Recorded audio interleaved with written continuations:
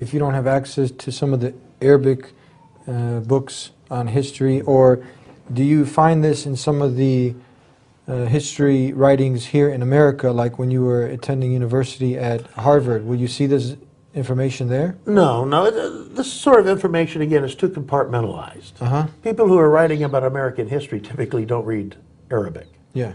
The person who did the pioneering work on Muslims in America before Columbus was Dr. Abdullah Hakim Quick, who is fluent in Arabic and who has a PhD in history, by the way. So he went and looked at this authentic information, and this was documented, and now anybody who is a sincere historian now, he can take from this work that he's done? Yeah, it's beginning to receive some notice. Okay, so let's go back to what we said. Why is it so important to say for the Muslim youth to know this history? Crucial for the Muslim youth to know this history. Or not even just the Muslim youth, for Americans in general. Well, crucial for them to realize that Muslims have been here all along and that Muslims have made contributions to America all along.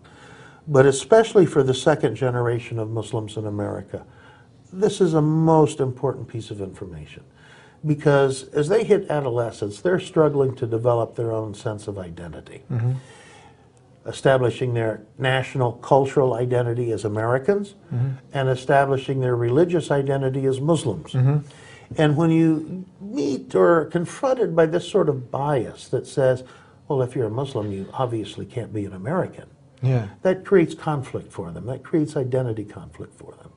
So it's important that they have this grounding and understanding their own unique heritage in America that Muslims centuries before them were contributing to America. Tell us some more interesting things that we probably didn't hear before about some of the other contributions that Muslims have made to America. Well, as I mentioned, Muslims were here with Columbus in his epic voyage in 1492. Amongst them, we can point to at least one Muslim who was Pedro Alonso Nino. He was a Muslim from Africa, sailed with Columbus, and helped charter and navigate much of the Atlantic Ocean. But three very important people we need to point out are the Pinzon brothers. And the Pinzon brothers were Moriscos. Now that's a term that needs some definition. Most people probably are not familiar with that term. In 1492, the Spanish Inquisition was going on full blast. And the Spanish Inquisition targeted both Jews and Muslims for their persecution. Let's stop for there and digress. What was this about, this Spanish Inquisition, just in short? Ferdinand and Isabella, their Catholic majesties of Spain, had reconquered Spain from the Muslims with the fall of Granada in 1492. And they had received a special bull, that's the technical term, from the Pope to launch the Spanish Inquisition, to force people to convert to Christianity, both Jews and Muslims. A lot of torture went on. A lot of people were killed in the process of doing this, both Jews and Muslims. At that time, the Muslims in Andalusia, or Spain, received a religious verdict from scholars in North Africa that said, look, if your life is threatened, go ahead and undergo a sham conversion to Christianity. And on the outward side, appear to be Christian, just continue to practice your Islam and practice. This is if you're at the sword, at your neck, and if your life is threatened. So a number of Muslims did this. And these Muslims who did this and their descendants were known as Moriscos. So we had the three Pinzon brothers with Columbus. They're Moriscos. Now the three brothers had very important positions in Columbus's expedition. Martin Pinzon was the captain of the Pinta, one of the three ships. His brother Vicente was captain of the Nina, the second of the three ships. And Francisco was the pilot of the Pinta. So three key positions in Columbus's staff were held by Moriscos, people who had either undergone a sham conversion or were the descendants of people who had undergone the sham conversion to Christianity but continued to maintain their Islam in private. In addition, one sailor that sailed with Columbus in 1492, Rodrigo de Triana, who was a Christian when he made the voyage, as soon as he got back to Spain, he actually converted to Islam, which took a tremendous amount of courage because the Spanish Inquisition, like I say, was going full tilt in persecuting Muslims and Jews. So these are the people we know of that sailed with Columbus and helped Columbus, quote unquote, discover America. Please keep going. We're really intrigued by this information. Well, and after Columbus, we had Muslims coming with the Spanish conquistadors, because again, that Spanish Inquisition was still going on. And many, many Muslims volunteered to go to the New World as a way of escaping the Spanish Inquisition. So, for example, we have Muslims in almost every one of the Spanish expeditions to the New World by the conquistadors. Nuflo de Olano was a Muslim who accompanied Balboa in his expedition of the Americas. But probably the most famous of these Muslims with the Spanish conquistadors was Estevanica of Azamor. That's how you'll find his name written in the history books. And he is famous. Spanish language films have been made about Estevanico of Azamor. He was a Muslim. He was a Muslim. His real name was Mustafa Zamori. Estevanico of Azamor was his slave name.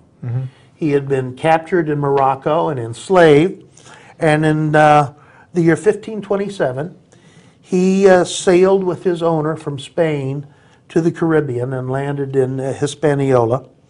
And there he and his owner joined the de Narvaez expedition that sailed from Hispaniola in the Caribbean to Florida. And this expedition consisted of 5 ships and about 500 to 600 men. Well, along route, they were hit by a hurricane. Some of the ships sank. The survivors, when they made it to Florida, were immediately attacked by Indians, many of them perishing. Those survivors, including Mustafa, began a 5,000-mile westward and then southern trek on foot from Florida to Mexico City.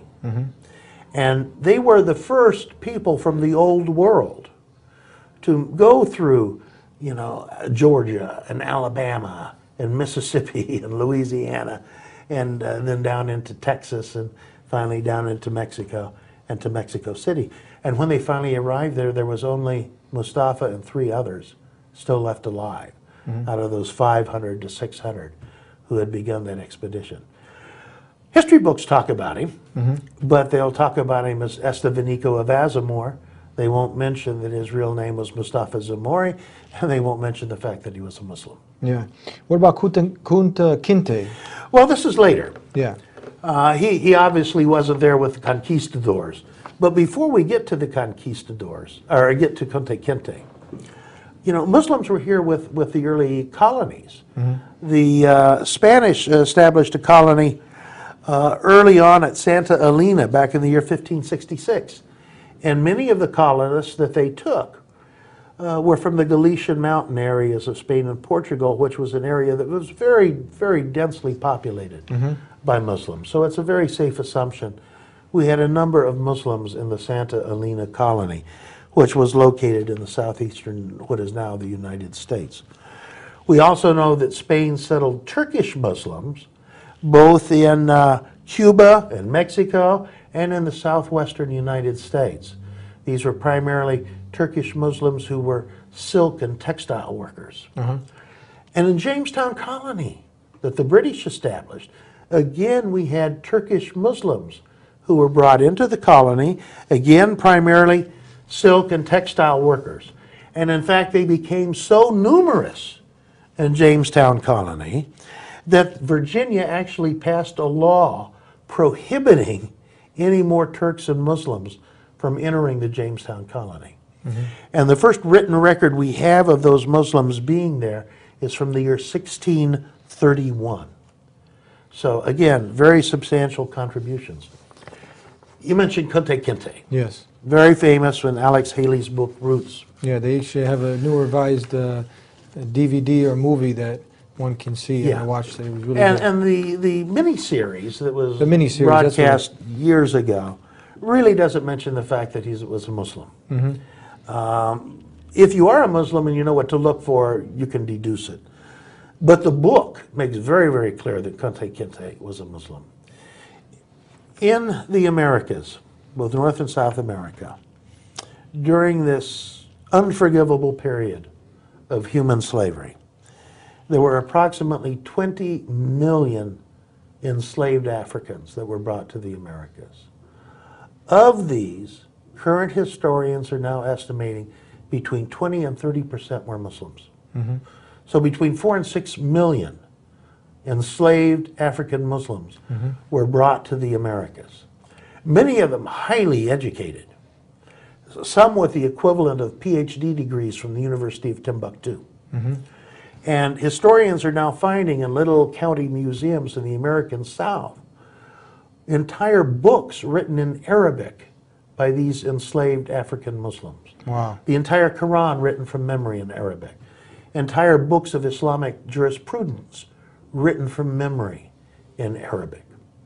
So a very educated group of people, and some modern historians are now positing that the percentage of literacy among the enslaved Africans in the American South was actually higher than the percentage of literacy among the slave owners. It's just that the slaves' literacy was in Arabic, not in English. Yeah. So who were some of these Muslim slaves? One was Kunta Kinte. Yes. And Kunta Kinte grew up in, well, he was born around 1750 in Darfur in West Africa in what is now Gambia. When he was a teenager, he went out into the jungle to get some wood to make a drum. And at that point, he was captured and enslaved, taken to the coast, and put on board a ship, the Lord Ligonier, and transported to the Americas. And how horrible these conditions were on the ship. These people were chained in a reclining position where they were lying down, body next to body, and kept in this position throughout almost the entire voyage. How long would a voyage take? Oh, it could take a couple of months. Wow. And they were given, you know, a bare minimum of food and water. The conditions, sanitary conditions, as you can imagine, were horrible. There were no bathroom breaks. You know, you just stayed in that position.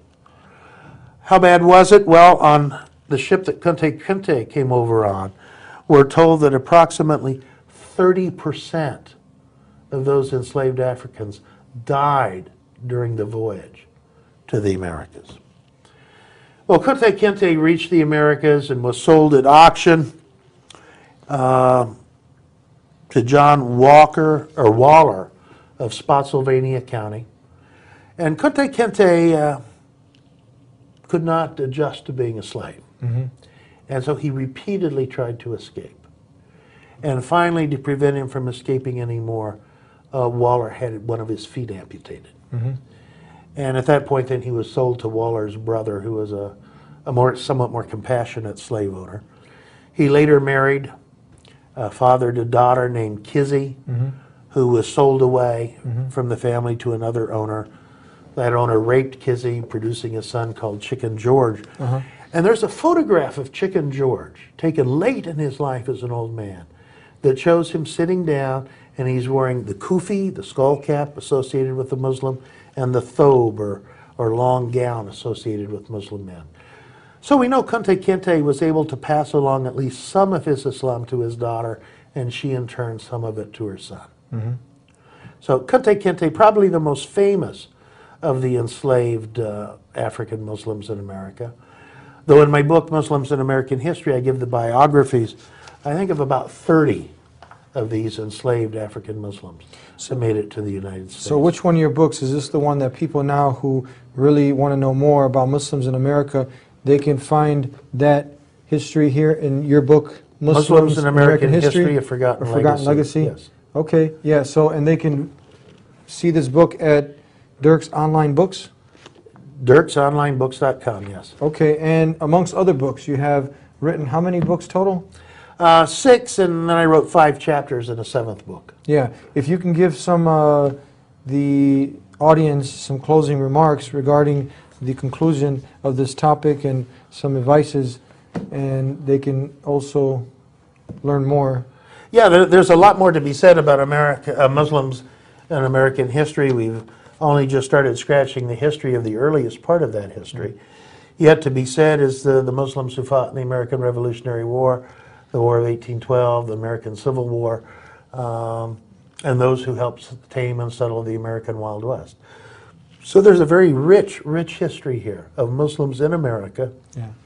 contributing to America, and that goes back centuries.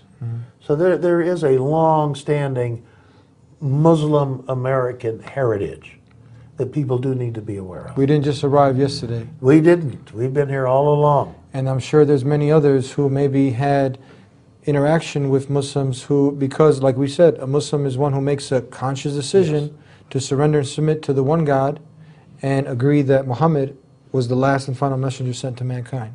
That's correct. Then confirming Jesus is a messenger, Abraham, Moses, and all the other messengers. That's right. It's something very simple. Thank you for being My with us. pleasure.